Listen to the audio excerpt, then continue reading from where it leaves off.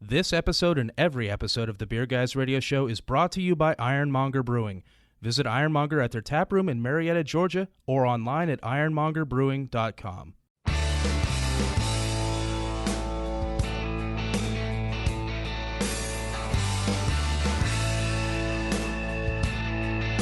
Open up a tab, grab a seat, and pour a pint. It's time for the Beer Guys Radio Show. You want free beer? Go to the brewery. Dedicated to the art, science, and enjoyment of craft beer. Yo, what's wrong with the beer we got? Now, here are your hosts, Tim Dennis and Brian Hewitt. And welcome to the Beer Guys Radio Show. We're broadcasting from the Beer Guys Radio Studios in Marietta, Georgia. And this week we're talking with Luminous Brewhouse and Southern Recipe Small Batch. I'm Tim Dennis, and with me as always is my good friend and co-host, Brian Hewitt. Hey, Tim. So joining us today, we have Cooley Butler, owner of Luminous Brewhouse, and Jonny Law, their general manager. We're going to talk about the history of Luminous Brewhouse, their creative process, and their flagship beers, and definitely their roasted Pueblo chili ale. Also, we're going to get into some hot pork rind talk with Don Paul from Southern Recipe Small Batch. Don, thanks for joining us. Hey, I really appreciate it.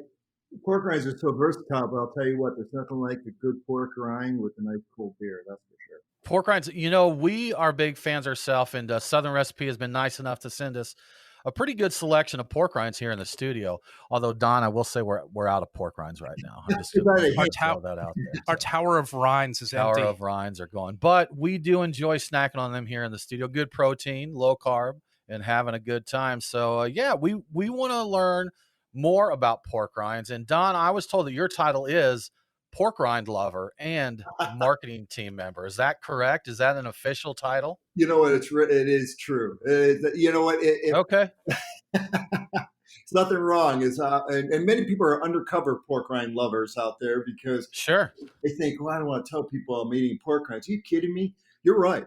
High protein, half the fat of potato chips, a great bacon flavor, and then and keto friendly. You can't really beat all that. And keto's so hot right now that the product is just wonderful. Did you say half the fat of potato chips? Yeah. I'm surprised by this. Isn't that crazy? Fried pork skins. How about it? I would not have believed that. Don, I was talking with Brian the other day, and I said, imagine the guy that first discovered pork rinds. Like, he's got some pork fat, and he's like, man, I need to make this a little more palatable. Maybe if I throw it in this oil. And it puffs up on him, and he tries it. Just amazing. I'd be amazed. So maybe if I turn up the heat now, it's like just with the oil. It's like not so good with heat. Ooh, better. Heat, turn it up some there. And you talk about who's eating pork rinds right now. So that's something. I've lived in the South for 25 years now. Nearly half my life in the South. And when I would talk to my friends, I used to live up in New York, live in the North. Pork rinds, they were looked at really as this redneck snack that you got. Now, I say that there are gas stations in Alabama that have entire pork rind sections. Yes. So, it's definitely, I get where that stereotype comes from. But as you mentioned, Don, they've branched out now, and all kinds of folks are munching on pork rinds, right? Oh, yeah. Pork rinds, you're right. It goes back centuries. Really that old school. But what we have is better flavors and things like that. And keto, again, is very, very popular. This snack is taken over, and people are kind of bored of maybe different snacks out there. But with Southern Recipe Small Batch, we have these great robust flavors. Cream kimchi barbecue, spicy dill, and habanero blackberry. These are really robust flavors, and that's what that keto is craving. Like keto dieter, and it's changed. It's not your granddaddy's pork rind anymore. Not your granddaddy. That's right, man. Now, I say this kind of joking, but seriously, when I first tried these pork rinds, when you guys reached out to us, I'm like, I'm going to like them. They're pork rinds. I'm going to like them.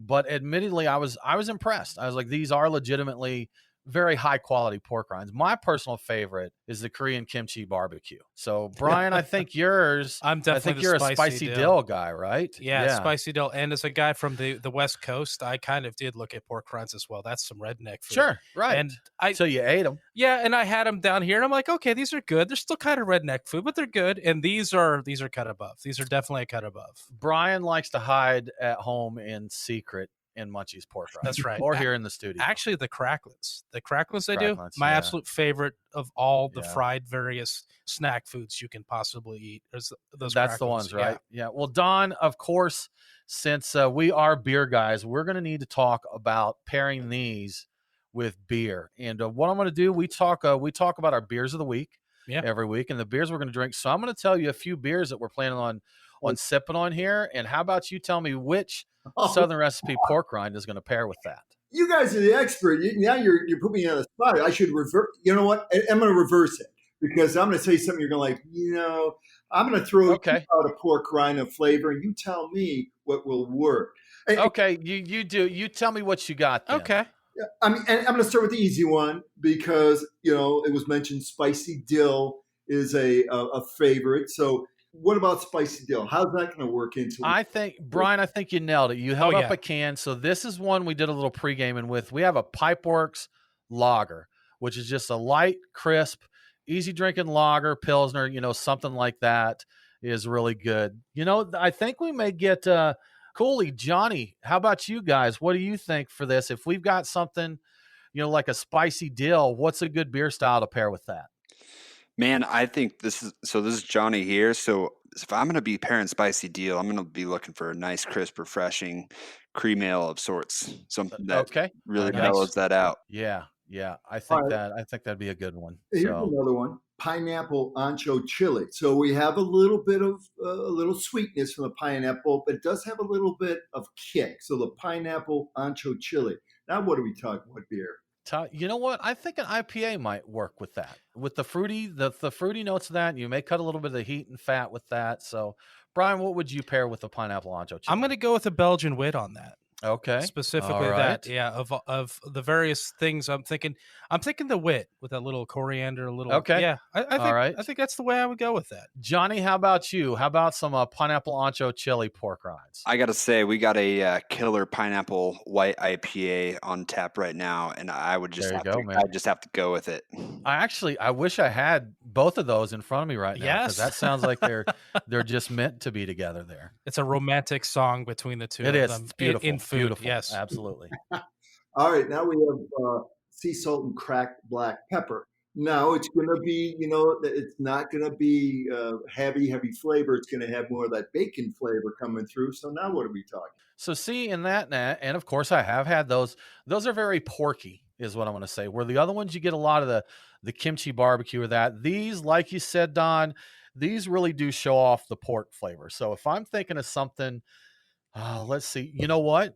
I've got one, Brian, one of our beers of the week. Oh, yeah? We have a Wild Heaven beer, Attack of the Killer Tomatoes, which is a smoked tomato saison. Perfect. And actually, I think that would go very nice with some salt and pepper pork rinds. I was actually thinking I might even try like a Belgian double with that just to see how those things go. It seems intriguing, or anything smoked. A rock beer would be awesome with that. But yes, that tomato saison. Yeah, I'm going with that too. Jonny, what you got for us? Man, I got to shout out some good friends of ours down in Laramie, Wyoming, Cold Creek Brewing Company. They've got a killer smoked porter that I just have to probably go through that. I think sounds good. We're all winners here with all of these. Yeah. Oh yeah. So Don, we've got a few pairing suggestions there, and I will say that on your website you have actually a nice chart with some more info, and that's at southernrecipe.com. Is that your correct web address, Don? We have two different brands. The more the Southern Recipe smallbatch.com is the more flavors. We got a lot of those bold flavors. And we get a lot of millennials going after that because of the bold flavors. Now, southernrecipe.com is a little bit older. That's that more mainstay. We have original. We have OG pork rinds there, right? But barbecue, the same high quality pork rind. So Southern Recipe smallbatch.com, that's where you're going to want to look at the more of the robust flavors. Good stuff. And we want to say there's other cool things there, info you can check out. There's a pork rind appreciation day, Brian. Wow, there's all kinds of stuff going on. So check that out. And also, if you go to amazon.com/Southern Recipe, capitalize the S and the R, and that is important, and you use code BEERGUYS, you're going to get 10% off your order there. Stock up on your pork rinds and save some money there. So we really appreciate it. Don, thanks for joining us and talking pork rinds. Hey, I appreciate it. Absolutely. You're listening to the Beer Guys Radio Show. We do need to take a break, but we'll be back right after this.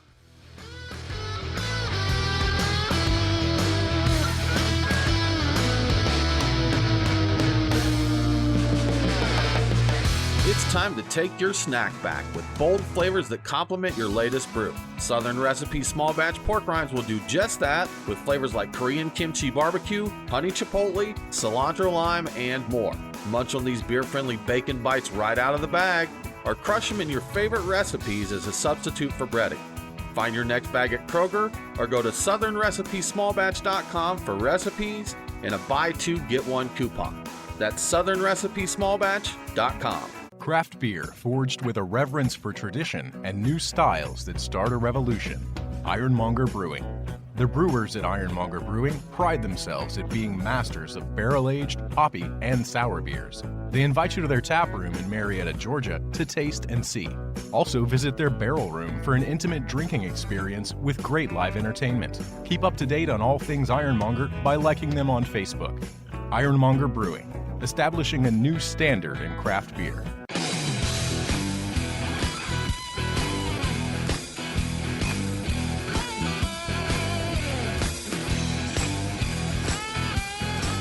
Follow the Beer Guys on Facebook, Twitter, and Instagram. The numbers all go to 11. Does that mean it's louder? Well, it's one louder, isn't it? Now, back to the Beer Guys Radio Show.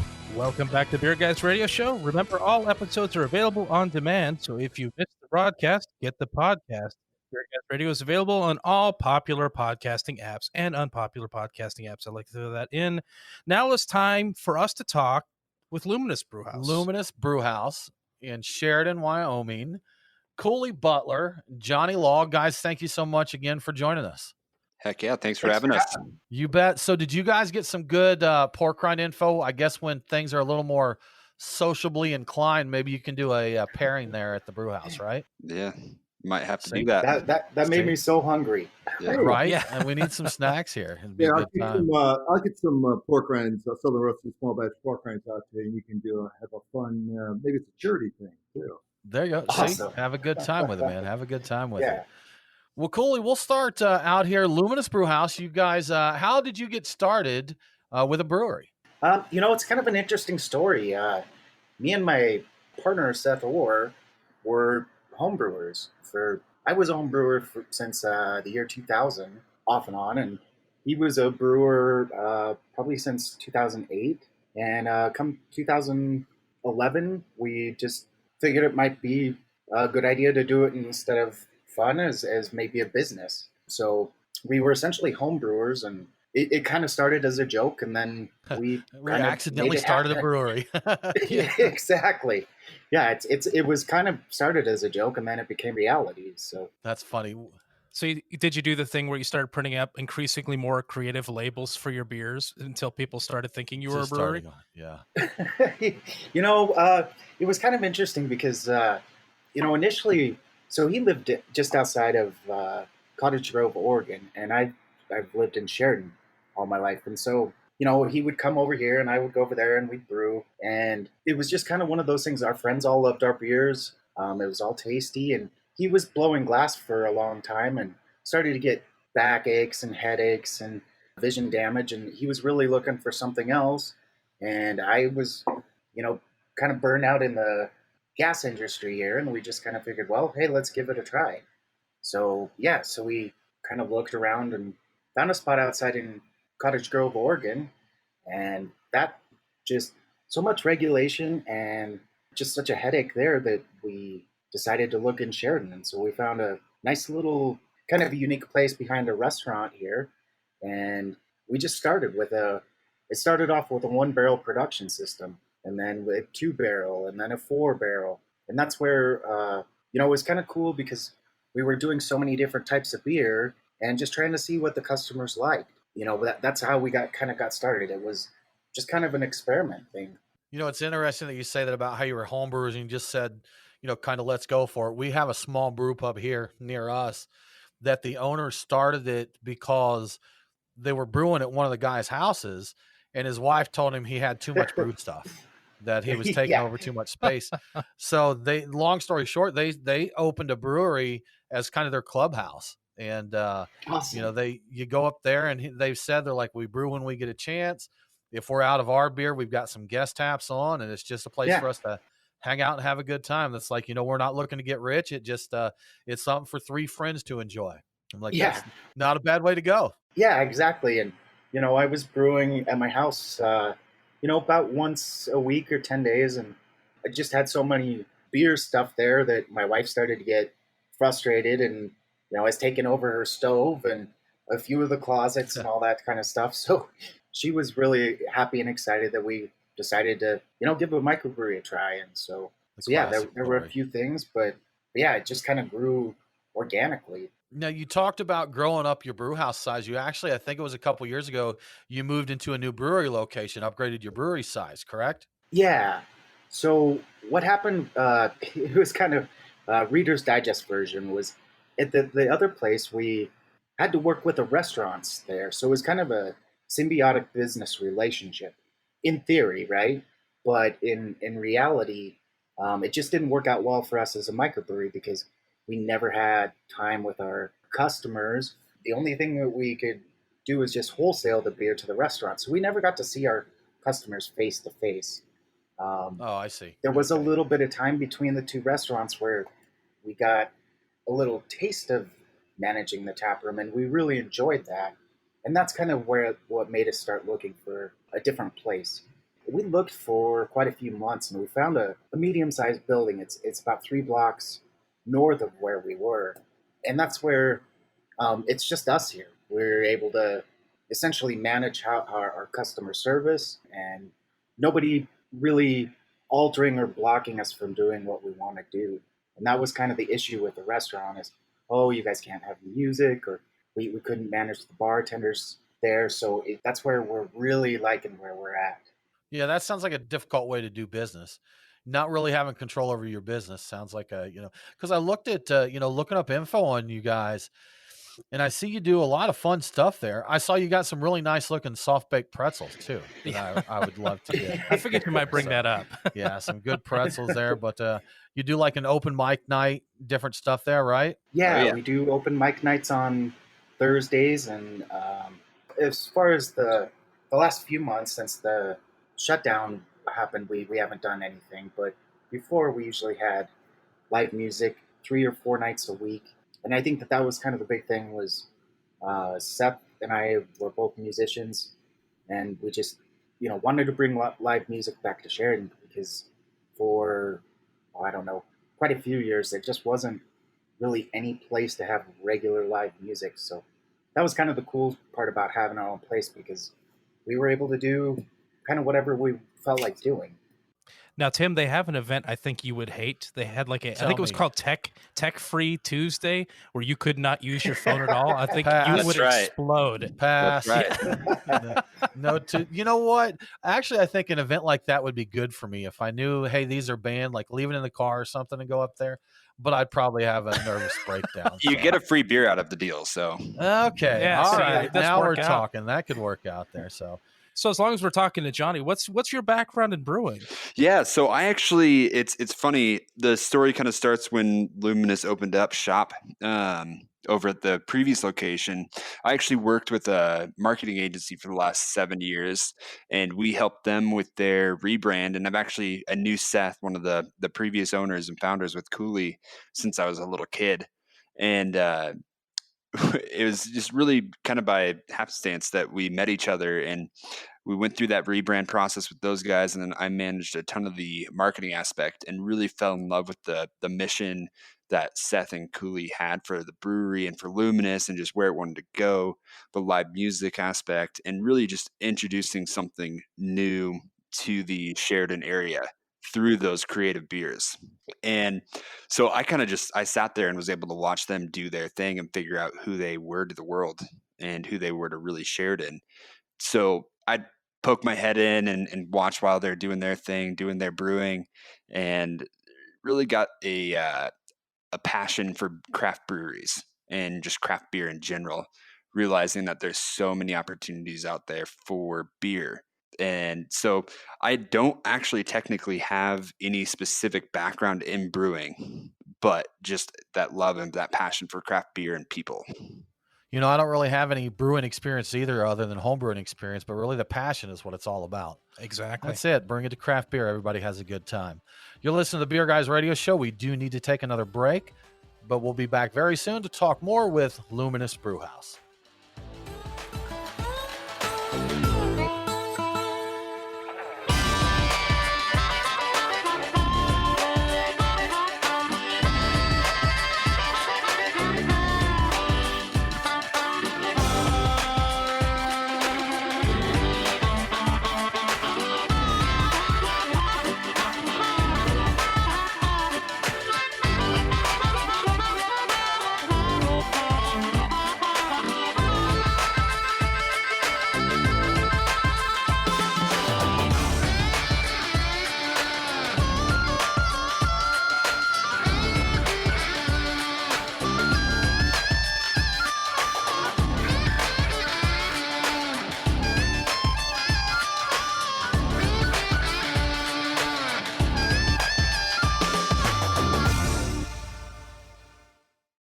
Have you ever thought about owning your own brewery but don't know what it takes to get one built? We're Storytime Construction, and we build breweries. We're Georgia's most experienced and hands-on contractors when it comes to building new breweries and tap rooms, or expanding existing breweries. We offer full build-outs, remodeling, and additions, as well as consulting and construction management.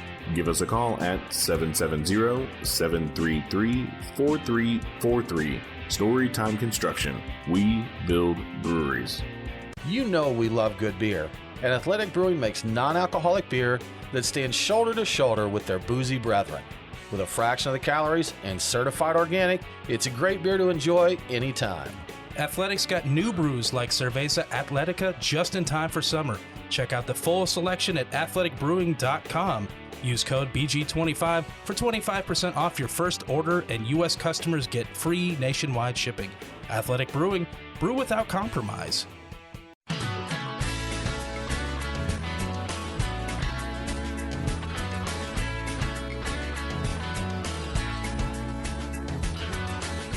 Follow the Beer Guys on Facebook, Twitter, and Instagram. To be the man, you gotta beat the man. Woo! Now, back to the Beer Guys Radio Show. Welcome back to the Beer Guys Radio Show. I want to give a quick shout out to one of our great radio affiliates, KZWY HD4, 94.9 FM and 106.3 FM in Sheridan, Wyoming.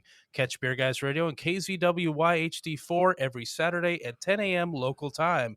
Now let's get back to our conversation with Luminous Brewhouse. Cooley, Jonny, I've got a question for you, and I'm going to use the beer that we're sipping right now to set this question up. We have a local beer here, actually, from Wild Heaven Beer Company, and it is called Attack of the Killer Tomato. That is a smoked tomato saison, and if you're a regular listener to Beer Guys Radio, you have definitely heard us talk about Brian's sun-dried tomato and basil saison that we brewed. Yes. So we did this. And so Jonny, Cooley, whoever this is a better question for, what's the craziest beer you've done at Luminous? You know, that's kind of a tough question. When we first started, we were trying all kinds of crazy stuff. And part of it is, you know, the local base here just grew up with Budweiser and Coors. I think probably some of the wildest things we've done is a spruce tip beer. So every spring we go and harvest spruce tips. One of the, I can't remember what the style was, but we brought a lava rock back from the Columbia River Gorge, got it all heated up. I think it was a caramel brown. We've done a lot of crazy stuff, but nothing really outlandish. One that we actually did here just recently was we harvested, well, actually, honestly, a bunch of our customers harvested some dandelions up on the mountain, and we made a dandelion honey rye. How did that come out? It moved. It was actually the fastest moving beer we've ever had in the tap room. Okay. You know, I've heard a lot about like making dandelion wine and that. I have no idea what a dandelion tastes like. Brian, have you ever consumed dandelion? Never intentionally. When I was a kid, we used to hack down the tops off of dandelions. And if you ever taste the sap, it is intensely bitter. All I have is childhood memories of it. I have Did never you ever considered. measure the IBUs? I did not. No. But right now, it might make a great IPA. I have no idea. That dandelion sap. Yeah. Well, Cooley, you'd mentioned that the drinkers there, they're kind of bud drinkers and that. Is that right? Yeah, historically. And I think that that's where, in our state, it's kind of a blessing and a curse. It's kind of a blessing that we're, compared to other states, we're a lot more new in the microbrewery industry, which is really nice for us. And that's where, people are starting to evolve to get a little bit more brave about the flavors that they're wanting to pursue. They're starting to get excited about sour beers and bitter beers. But that's where part of the curse was that, they were used to, have always just been surrounded by simple flavor beers, which it's been really nice. And I think that that's where the Blacktooth Brewery here started in 2010. So they started 3 years before we started, and they really helped break the ice to start having people familiarize with different flavors. And it's kind of a challenge, but I think that the local community, they've gone from being questionable and now they're starting to embrace microbrewery beer. But we can't get as extreme as some of the states that have had microbreweries for years. Well, dude, does anybody ever walk in and say, I mean, dandelion is interesting. Does anybody ever walk in and say, you know what? Have you want to try this? Do you want to make a beer? Do they ever give you any ideas or suggestions? Because with Southern Recipe Small Batch pork rinds, people will send out ideas like flavors and stuff. Does anybody ever ask you to make something special for them? Often. That's a pretty common thing. Yeah. Yes. We get a lot of customers that we try to involve our customers in a lot of the things that we do when it comes to the brewery and some of the activities that we put together. But one of the biggest ones is just we're always taking that feedback and that input from our customers, because they're the ones that matter. End of the day, they're the ones that support us. So it's important for us to be open to the ideas that they bring to the table and then put those into action. That's what we have a lot of fun with the guests that we talk to, kind of giving our beer suggestions. And a lot of times Brian likes to get a little crazy with it, give some ridiculous ideas, but we have had a couple that we've suggested that have came through, or beer names even. At least beer names, we've thrown that out there. So it's fun. I think if you're, like you were talking about earlier, Jonny, the passion side of things, you look at that, you're passionate about beer, you're passionate about what goes into your beer and the people that are making it. I bet there's been some times I've been annoying to brewmasters, Brian. Oh, I know for a fact some of my recommendations have been almost defensive to the people that received them. As they should have been. They were terrible suggestions. And I told them, it's like, I'm going to let you know, this is a horrible idea up front. See, yeah. So that, though you talk about it there, Cooley, with introducing people to the beer scene, and we've grown up, Brian and I have grown up with that here in Georgia, because our beer laws really just the last 3 to 5 years changed to allow a more open, craft brewing thing. And we've had, of course, the pioneers that have been doing it 25, 30 years or what have you. But we really came into our beer scene, say 3 to 5 years ago. And there's a lot of fun, to being part of that, to being part of the changing things, to introducing people to those beers. There's fun to sitting down with geeks who know this and that and can talk it, but introducing to someone, I think, is probably more fun for me. Absolutely. Yeah. I have to wonder about like the one or two like Sheridan super uber beer geeks are like, when are you coming out with your pastry stouts? For the New England IPA? Always. The hazies, man. That's right. You got to do it. Listen, what are the crispy boys? And everybody's like, what? What? Yeah. Now, we talked about it. One that I think I consider, I don't even know if this is really that crazy anymore. Chili beers are not that insane, right? But you have a Pueblo green chili ale that's kind of one of your standards. Is that right? Correct. Yeah. It's one that we've tried different types of chilies, and that's where we tried raw or baked, and so we found a lady down in Pueblo, Colorado, that actually roasts the chilies, and so we get half green and half red, partly for the aroma and the spice, and then we get it roasted. So I think that that's where we've got a really unique aroma and flavor. And I've drank a lot of chili beers, and of course I'm biased, but I think that we've got a really solid chili beer, and a lot of customers really like that too. Yep.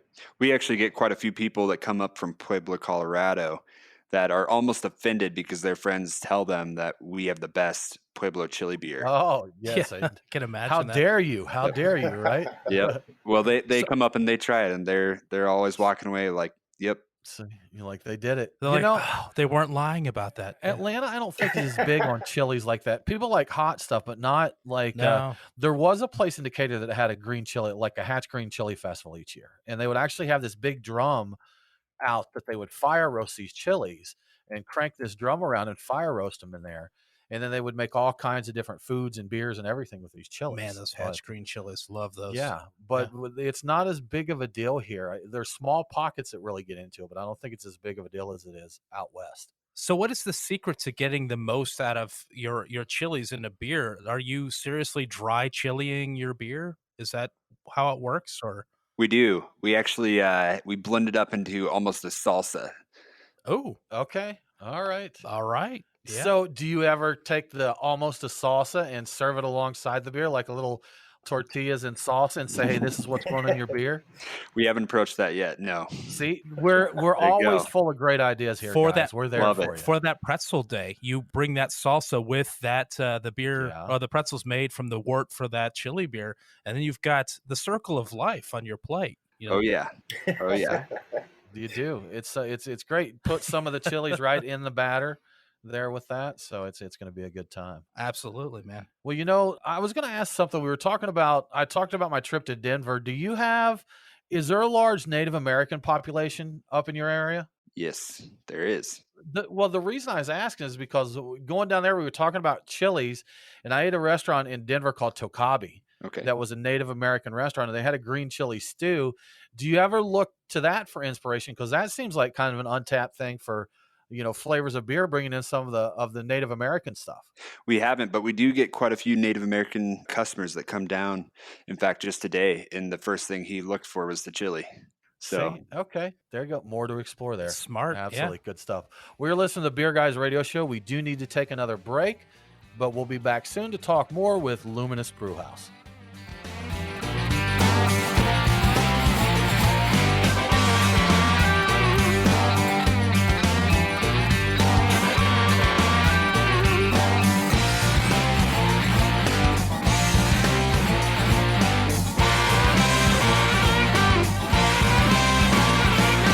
Brian and Tim, the Beer Guys. If you're like us, no lunch or dinner is complete without a pint or two of craft beer. Which is why Truck and Tap in downtown Woodstock, Alpharetta, and Duluth are always on our list. Tim, why do they call it Truck and Tap? Well, the tap part is easy, Brian. They've got 18 of them. As for the truck part, that's where it gets interesting. Truck and Tap features your favorite Atlanta area food trucks, so you're getting a different menu every day. Truck and Tap in downtown Woodstock, Alpharetta, and Duluth. Truckandtap.com. Let them know that the Beer Guys sent you.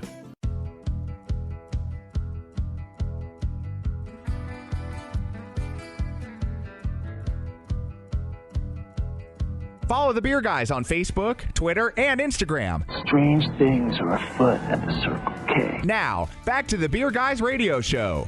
Welcome back to the Beer Guys Radio Show. If you enjoy the show, please consider supporting us on Patreon. Just go to patreon.com/beerguys. Patrons get cool perks like Beer Guys swag and commercial-free episodes. Now let's get back to Luminous Brewhouse. Cooley, I was looking at some information on your distribution footprint. I think what I found was a little bit outdated, and it said you were in Sheridan and Cheyenne at the time. How far out does Luminous go?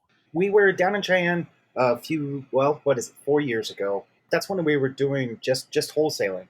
That was before we moved to our new place. So essentially that shifted. At our last location, all we did was 100% wholesale. So that allowed us to distribute a lot further. But what we were having a problem with is distribution, is even self-distributing. It's a struggle to make enough to make ends meet. Revenue, sure, absolutely. Yeah, enough revenue. And so that's what, among so many decisions, drove us to find another location where we could have our own tap room and focus on the tap room. So since then, we pulled back from the Cheyenne area. So we, for the last 3 years, have had 3 counties. And now, since the recent shutdown, we just focused on tap room until all that stuff blows over. I think we're probably sticking with 3 counties, but it's kind of small for a microbrewery. But it's kind of what we like to do. And part of the thing is our tap room, they consume so much beer that we don't have the ability to make enough beer to really spread much further than that. Yeah. That's a fine problem to have. Yeah. Indeed. Yeah, Serve it all in yeah. the temper. And that's like, we were talking a little bit on the break about beer laws and that. You mentioned self-distribution. We can't do that here in Georgia. Our brewers can't do that. Self-distribution is not allowed. And just within the last few years, we've been able to sell from the tap room. And there's definitely breweries that, at their size, it just doesn't make sense to go into distribution. People are packing their tap room, especially when you could pack a tap room, and going out there. But a lot of our places here is, they've transitioned to curbside pickup, order online, do this and that.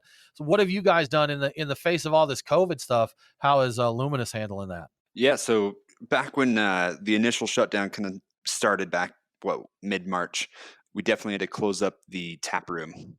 And we switched over to selling strictly crowlers and growlers. Our city actually passed an emergency ordinance for alcohol delivery.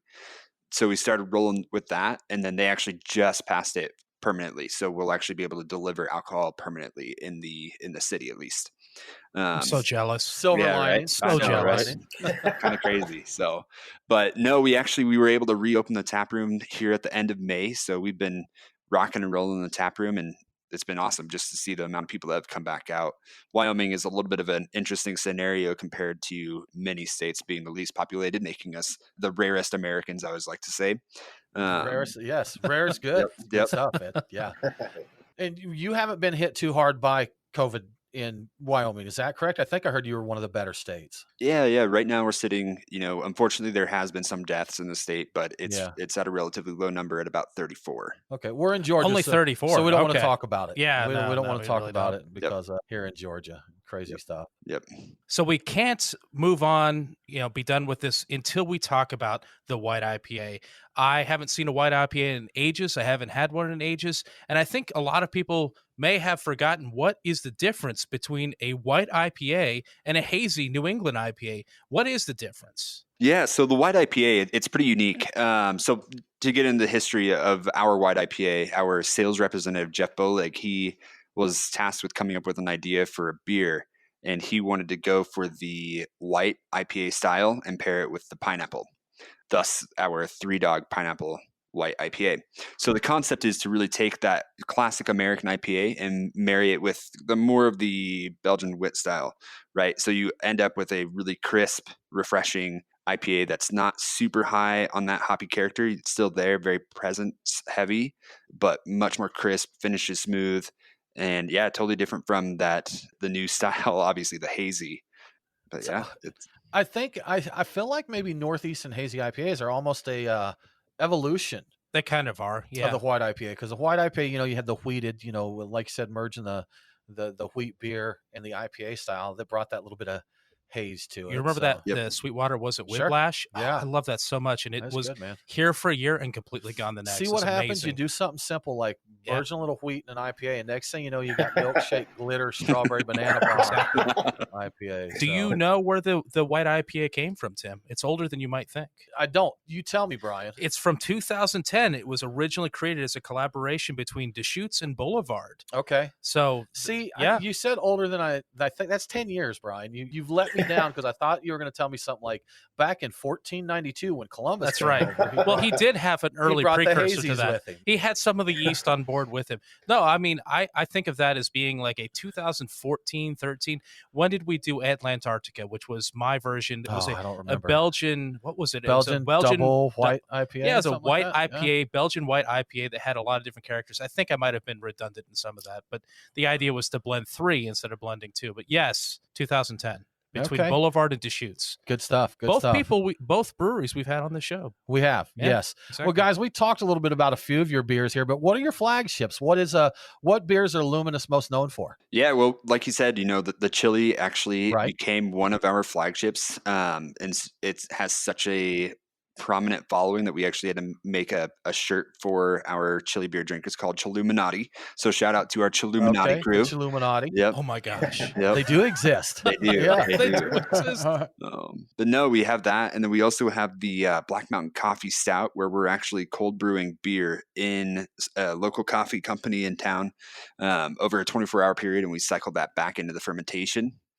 Super distinct, strong coffee flavor. It's definitely not for the faint of heart. That's for sure. And then we have our Uphill Red Ale, and that's going to be much more of your classic red ale, super malty, refreshing. It's been one of my favorite beers forever. And then we have our High Country IPA, which kind of marries that pine with the nice, refreshing citrus notes. So that one, and we have our half speed. So, you talk about a culture in Wyoming that's been heavily focused on Budweiser and Coors. We had to have something that was a little bit of an introduction to craft beer. So thus the half speed. Cream ale was born out of necessity for that. So okay, I'm down with that. Yep. See, I think I'm the only one here on the team that is like a fan of cream ales in all their iterations. Brian, I think you kind of tolerate them, right? I tolerate them. I think they're a great delivery vehicle for coffee They're flavor. fantastic. Yeah. Coffee and like fruit flavors mixed with that. Yeah. They're really, I'm a fan of the cream ale, especially good old Jenny cream. Mm. I don't hate Jenny cream. Genesee. That's for sure. I do a not good- hate Jenny cream. Your grandpa's beer that's still a tasty beer. That's though. right. It's good stuff. Yeah. Now, Jonny, do you guys get into, like we were talking about, the super hazy, fruited milkshakey Northeast IPAs and that? Has that made it to Sheridan? Oh, it's making its way for sure, especially in Montana. You're seeing it a little bit more. It's going to trickle down into Wyoming. We've got some ideas kind of kicked around. Actually, a good friend of ours, Travis Zylstra, up in Billings, Montana, who actually started out down at Blacktooth Brewing Company in Sheridan. He works at a company called By All Means, and he's really he actually sent down a pallet worth of beer for us to sample, and one of those was a couple milkshake, but they actually called a malt shake IPA. Okay. Malt all right. shake. Cool. Okay. Yep. Cool. Now we also saw some information on what you call the Wild Collections. That's WYLD. What is the Wild Collection? So the Wild Collection, we were talking about the dandelion, honey rye, and the spruce tip. Okay. And the concept there is to pull the things that we can get locally. So we had the spruce tip, the dandelion, honey rye, and then we actually have a family in town just north of Sheridan that they actually have wild grown hops. So we grabbed those and it's a soft focus pale ale. All of those are utilizing ingredients that are accessible to us in the local region. See, that's cool. I love using the local stuff, getting into it like that. We have a couple places here that have done like foraged beers. And some amount of that actually goes to charity too, right? Is that what you said, or did I miss that? No, we haven't. Well, we did actually with the spruce tips. Some of those did go back over to the Sheridan Community Land Trust. Sorry, you had to jog my memory there for a moment. Okay. But I was like, Brian's plucking you out over here. I know. I was sitting there and I was I like, got oh, wait, distracted by beer. I couldn't tell if you did. said something or not. Yeah. Yeah. No, the Sheridan Community Land Trust actually was a huge partner. They're doing massive things in Sheridan and really opening up opportunities for Sheridanites to get out and about and enjoy our public lands that we have. And the spruce tip was a huge part of that, where we actually did donate some of the proceeds that we got from the sales of that beer over to the Sheridan Community Land Trust. So that's great. So if people want to keep up with what you guys are doing, where should they go? You can always check us out on Instagram. It's Luminous Brewhouse, and same for Facebook.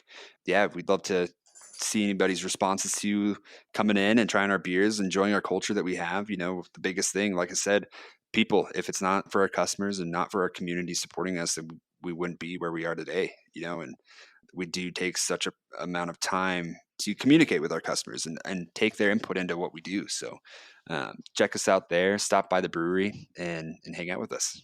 Well, thanks guys. We really appreciate it.